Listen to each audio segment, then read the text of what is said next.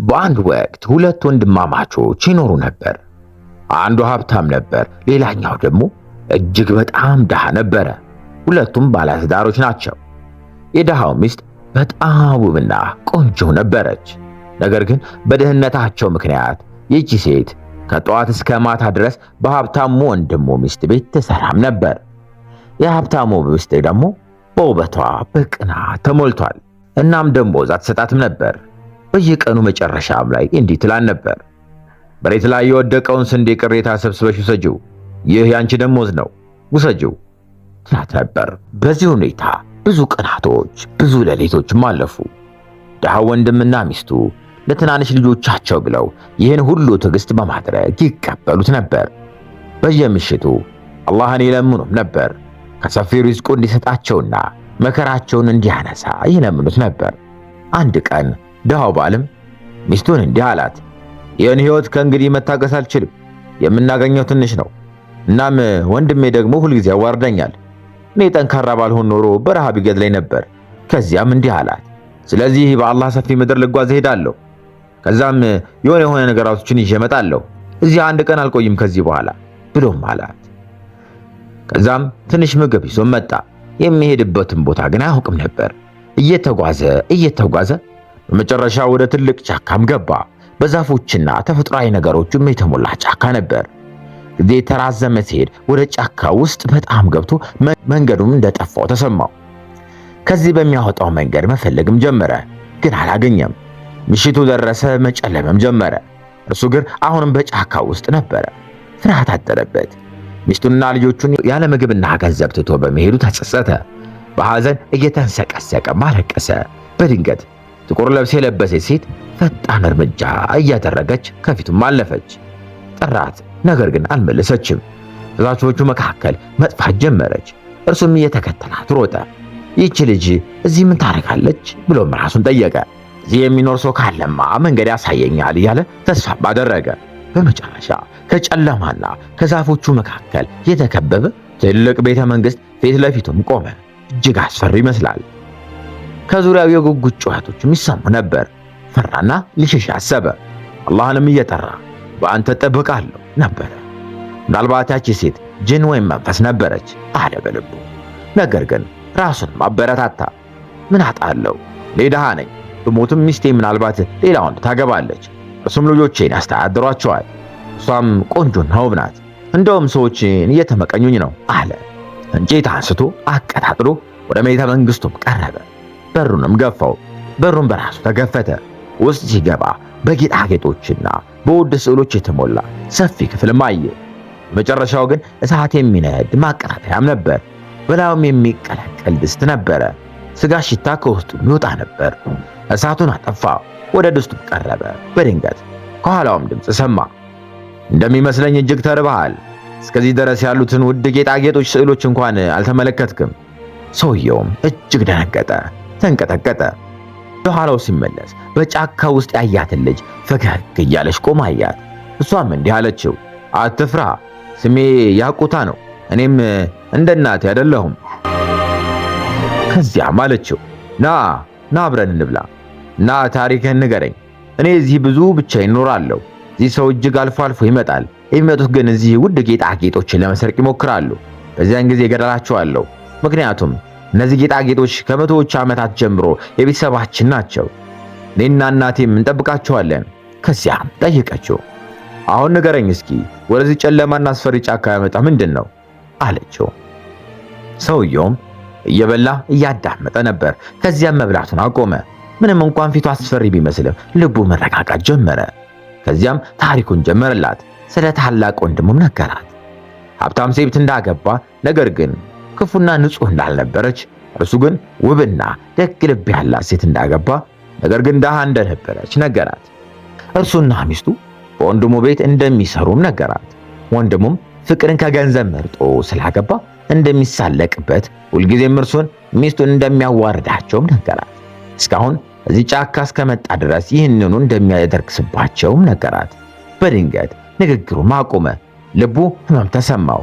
ያቁታ ምን እንደሆነ ስትጠይቀው እንዲህ አለ፣ ልጆቼንና እናታቸውን አስታውሻቸው ነው። እነሱ በረሃብ እየተኙ ናቸው። እኔ ግን እዚህ ምርጥ ምግብ እየበላሁ ነኝ።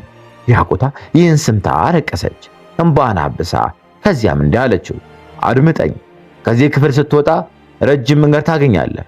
በእርሱም 4 ክፍሎች አሉ። ወደ 4ኛው ክፍል ስትደርስ የብር ክምር ታገኛለህ። የምችለውን ያክል ውሰድ፣ የሌሎቹን ክፍሎች እንዳከፍት ተጠንቀቅ። ያሉት ነገሮች ያንተ አይደሉም። የሆነውን ደግሞ ለማንም አትናገር እና ከዚህ ከወጣ በኋላ እንደገና አትመለስ። እናቴ ስትመለስ አታምንህም አለችው። ድሃው ሰው እንዲህ አለ፣ እሺ እንደምታዥኝ አደርጋለሁ። ወደ መንገዱም ገባ። 4 በሮች በውብ ጌጣጌጦች የተጌጡንም አየ። አንዱን ሊከፍት እጁን ሲዘረጋ ያቁታ ያለችውን ማስታወሰ። ተወውና እስከ 4ኛው በር ድረስ ሄደ። በሩን ከፈተ። በውስጡ የብር ክምችትም አየ። ከረጢት አንስቶ እስከ ግማሽ ሞላው። በጀርባውም ተሸክሞም ወጣ። ያቁታ አይታ እንዲህ አለችው፣ አንተ ስግብግብ አይደለህም። የወሰድከው ሁሉ ሕጋዊ ነው። ከረጢቱን ብትሞላው ኖሮ ከቤተ መንግስቱ መራቅ አትችልም ነበር። እናቴ ትይዝህና ትገድልህ ነበር አለችው። ድሃውም አለ፣ ሕይወቴን ሁሉ ድሃ ነበርኩ። ሕልሜ ሀብት አይደለም፣ እኔና ቤተሰቤ እንድንበላ እንድንጠግብ ነው። እሷም አለችው፣ የወሰድከውን በጥሩ ካስተዳደርከው ከዛ በኋላ ድህነትን አታውቅም። መንገዱን ልታሳየው እስከሚለያዩበት ድረስ አብራው ተጓዘች። ከዚያም እንዲህ አለችው፣ በዚህ አቅጣጫ ቀጥል፣ ከጫካው ትወጣለህ። እኔ ግን እናቴ ከመመላሷ በፊት ወደ ቤተ መንግስቱ መለሳለሁ አለችው። ሰውየው ሄደ። ይህች ልጅ ከእናቷ ጋር በዛ ቤተ መንግስት የምትኖር ጂኒ መሆኗን አላወቀም። ግን ደግ ሰዎች ተወድ ነበር፣ ክፉም አታደርገባቸውም። ድሃው ሰውዬም እየተጓዘ ከቆየ በኋላ እጅግ ደከመው። ሊያርፍ ትንሽ ተቀመጠ። ከዚያም እንደገና ተነስቶ መንገዱንም ቀጠለ። ጠዋት ላይ ወደ ገበያም ሄደ። አንድ አህያና ጥቂት በጎቹንም ገዛ፣ ምግብም ገዛ። እዚያ በኋላ አህያውም ጋልቦ ወደ ቤቱም ተመለሰ። ከሩቅ ሲመለከት ልጆቹ በቤቱ አጠገብ ተሰባስበው እየተጫወቱ አያቸው። እኛ ተራብን አባቴ። እሱም አቀፋቸው እያለቀሰ እንዲህ አለ፣ ትበላላችሁ ትጠቅማላችሁም ልጆቼ አላቸው። አጥቼላችኋለሁ፣ የተጠበሰ ዶሮ፣ ትኩስ ዳቦ፣ ቃሪያና ዘይቱን ይጠብቀናል። ሚስቱም ድምፁን ስትሰማ በደስታ ወጣች። ሁሉም ተቀምጠው እስከሚጠግብ ድረስ በሉ። ከዚያ ልጆቹን እናታቸውን አባታችን በጎች ይዞ መጣ፣ ከቤታችን አካባቢ ናቸው አሉ። ሚስቱ በእጅጉ ተደንቃ ተመለከተቻቸው። ይህ አስደናቂ ታሪክ ነው አለች። እነዚህ በጎች ምን እናደርጋቸዋለን አለችው። እርሱም ፀጉራቸውን እንሸጣለን፣ ወተታቸውንም እንጠጣለን፣ ከእርሱም አይብና ቅቤ እንሰራለን፣ በገበያም እንሸጣቸዋለን። የቀረውን ብር ቤታችንን እናስተካክለዋለን፣ አዲስ ዕቃም እንገዛለን አለ። እሷም እንዲህ አለች፣ ከቀናት በፊት የቀን ጉርሻ አልነበረንም፣ አሁን ግን የሚያስደስተንና የሚበቃን ነገር አለን አለች። እርሱም እንዲህ አላት፣ አላህ ለሚፈልገው ሰው ያለ ቁጥር ይሰጣል። ከዛሬ ጀምሮ ወደ ወንድሜ ሚስት ጋር ልትሰሪ አትሄጂም እሺ የኔ ቆንጆ፣ እሷ ካንቺ የተሻለች አይደለችም አላት። ቀናቶች አለፉ፣ ንግዳቸውም አደገ። ከብቶቻቸውም ብዙ በጎች፣ ፍየሎችና ከብቶችም አገኙ። መሬት ገዙ፣ ስንዴና ገብስም ዘሩ። ሁኔታቸው እጅግ ተሻሻለ። ቤታቸውም ወደ ትልቅ ቤት ተቀየረ። ከዕለታት አንድ ቀን የሀብታሙ ወንድም ሚስት እንዲህ አለችው፣ ወንድም ከረጅም ጊዜ ጀምሮ አይመጣም፣ በደህናቸው ነው አለችው። እርሱ ግን በንቀት እንዲህ አለ፣ አይመለከተኝም። አባቴ ሁል ጊዜ እርሱን ይመርጥ ነበር፣ ነገር ግን መጨረሻ እኔ ተሳክቶልኛል፣ እሱ ግን ድሃ ሆኖ ቀረ አላት። የባለጸጋ ወንድም ሚስት ባለመጥፎ ባህሪ ታውቅ ነበርና ነገር ግን እዚህ ደረጃ ይደርሳል ብላ አልተገመተችም ነበር። ከዚያም 2 ዳቦና ትንሽ አትክልት ይዛ ወደ ምስኪኑ ወንድም ቤት ሄደች። ነገር ግን ቤቱን ስታይ እጅግ ተደነቀች። በልቧም ምናልባት ቤቱን ተሳስቻለሁ አለች። እናም አንድ ሰው ስትጠይቅ እሱ ወደ ትልቁ ቤትም ጠቆማት። በዝቅተኛ ድምፅ ባሏ አንድ ትልቅ ሀብት ሳያገኝ አይቀርም፣ አላህ ብቻ ነው የሚያውቀው አላት። ወዲያውኑ ወደ ባሏ ተመልሳ ያየችውንና የሰማችውን ሁሉ ነገረችው። ባለጸጋውም ተገረመና በቁጣ ይህ አይቻልም፣ ሀብት ሚስቱን መረዳት አለብኝ አለ። በማግስቱ ማለዳ ስጦታዎች ተሸክሞ ወደ ወንድሙም ቤት ሄደ። ወደ ቤቱም ታላቅ ግብዣም ጋበዘው። ድሃው ወንድሙ በዚህ ደስ ብሎት ምናልባት ወንድሜ ከክፉ ተመልሶ ይሆናል ብሎ ማሰበ። ሲመሽም ከሚስቱና ከልጆቹ ጋር ወደ ቤቱም ሄደ። በሉም ጠጡም። ከዚያም በኋላ ባለጸጋ ወንድሙ ልጆቹን ኑ አንድ የሚያስደስት ነገር አሳያችኋለሁ አላቸው። ከዚያም ብቻውን ተመለሰ። አባታቸው ልጆቹን ሲጠይቅ ወንድሙ እነሱን ማየት ከፈለክ ሀብቱን ያገኘህበትን ቦታ ንገረው አለው። ድሃ ወንድሙ እንደማያውቅ መለሰ። ይህንም ንግግር ወንድሙን አስቆጣ። አታታለኝ፣ ካልነገርከኝ ልጆችን አታይም አለው። በዚያ ጊዜ ሚስቱ ጮኸችና ሁሉንም እነግርሃለሁ እኔ አለች። ነገሩን ከነገረችው በኋላ ባለጸጋው ወንድም የጨለማ ክፍል ከፍቶ ልጆቹን ለቀቃቸው። ባለጸጋው ሰውዬ ራሱን አዘጋጀ። የተቀደደ ልብስ ለበሰ። በአህያውም ላይ 2 ትላልቅ ከረጢቶችንም ጫነ። በብር ሞላችኋለሁ ብሎም ወደ ጫካው ሄደ። ቤቱን ሲቀርብም ፈራ።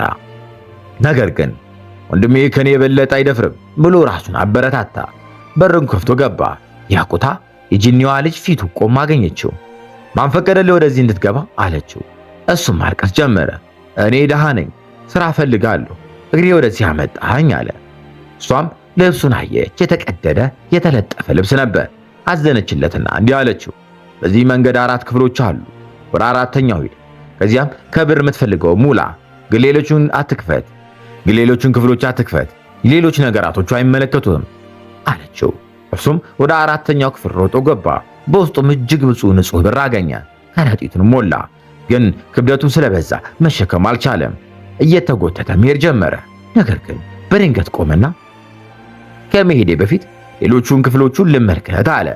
3ኛው ክፍል ሲከፍት የወርቅ ክምርና የወርቅ ዕቃዎችን አገኘ። ብሩን አፍስሶ ወርቆቹን ሞላ። እዚያም አልበቃውም ነበር። 2ኛውን ክፍል ብከፍተው የተሻለ ገኝ ይሆናል አለና ከፈተው። ውስጡ ሉልና ኤሜራልድና አልማዝ ነበር። ሁልጊዜ በከፈተው ቁጥር የተሻለን ሲያገኝ የያዘውን ከረጢት ደፍቶ ሌላ ይቀይር ነበር። በስግብግብነቱ የተነሳ ጊዜው እየፈጠነ መሆኑ አልታስተዋልም ነበር። እኩለ ሌሊትም ቀረበ። በመጨረሻ ወደ መጀመሪያው ክፍልም ደረሰ። በቆንጆ ጌጥ የተሸለመም በር ነበር። በውስጡ ትልቅ ከረጢቶችን ማየ። እጁን አንዱ ውስጥ ሲገባ እህል ስንዴ መሆኑን ማገኘ። እጅ ተደነቀና መውጣት አለብኝ አለ። በዚያን ጊዜ ከጀርባው የሆነ ድምፅ ሰማ። በቤቴ የገባ ሰው ወየውለት። እሷም የቤተ መንግስቷ ጂኒ ነበረች። እርሱ ሁሉን ትቶ ሸሸ። የያዘውን ነገር አንድ ጭነት እንኳን ያክል ነበር። ጂኒዋ እስኪወርቅ ድረስ አሳደደችው። ከዚያም ተመለሰች። ድጋሚ ወደዛ አካባቢ እንዳይመጣ ለማስፈራራት ያክል ነበር። ባለጸጋ ወንድ ወደ ቤቱ በደረሰ ጊዜ ሁኔታው እጅግ ያሳዝን ነበር። ከብዙ መሮጡ የተነሳ እግሮቹ አብጠው ነበርና መቆም አልቻለም። ሚስቱ ግን በመሬቷ ላይ እንዲሰራ ጤናማና ጠንካራ አገልጋይ ማመጣች። ከዚያም ቀኑን ሙሉ ከእርሱ ጋር ትቀመጥ ጀመር። አብረውም ይበሉ ነበር። ባሏ ሲራብ ግን ራሱ ተነስቶ በቤት ውስጥ ምግብ ይፈልግ ነበር። ነገር ግን ዕቃዎቹን ባዶ ሆነው ያገኛቸው ነበር። ሲመሽም ሚስቱ ከውጭ ስትመጣ ጠግባ ነበር የምትመጣው። እናም ገብታ ትተኛለች። እርሱ ግን ታሞ ሳለ በእርሷ መጥፎነት ተጨንቆ ማልቀስ ጀመረ። ለራሱም እንዲህ አለ፣ ባልተስገበገብኩ ኖሮ ወርቅ ወይም ብር ብቻ በወሰድኩ ኖሮ አሁን በከተማይቱ ውስጥ ከሁሉ የበለጠ ሀብታም ነበርኩ አለ። ከዚያም አስተዋለ። ጂኒዋ ታስተምረው የፈለገችውን ትምህርት ይህ ነበረ።